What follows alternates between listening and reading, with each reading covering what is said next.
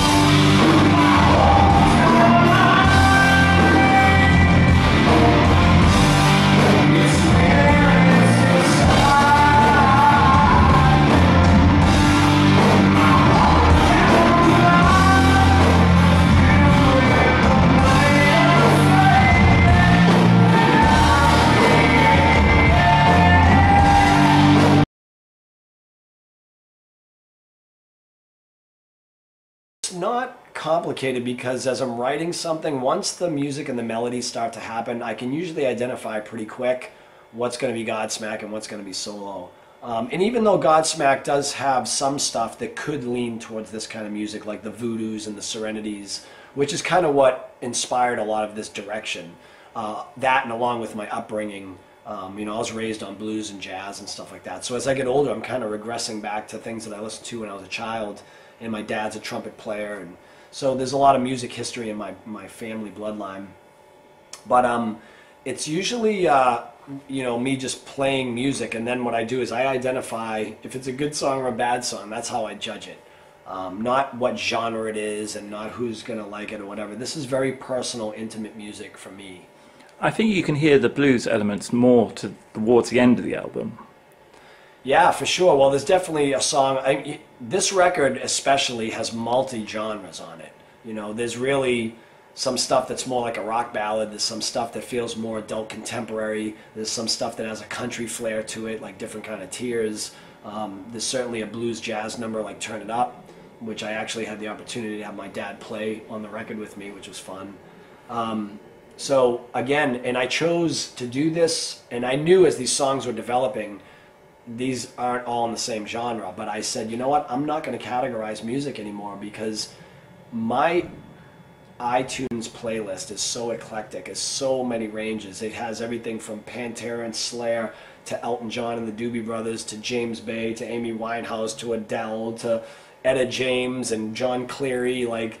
And so for me, again, it's when I'm writing, it's either a good song or a bad song. If it's a good song, it's going to make the record. If it's a bad song, it goes in the trash can.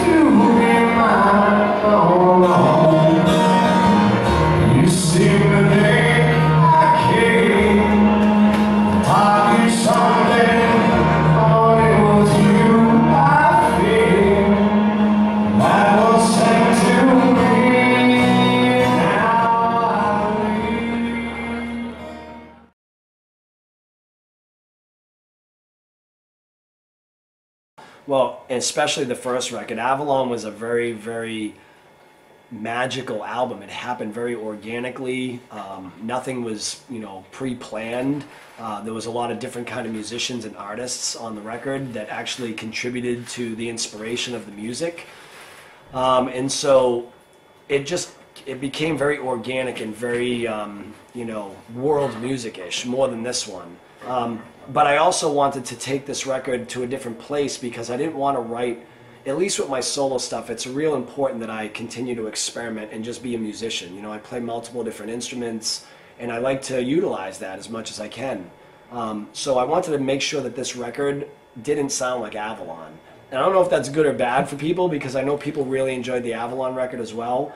But again, it was more about me and exercising these situations and events that have affected me somehow on an emotional level.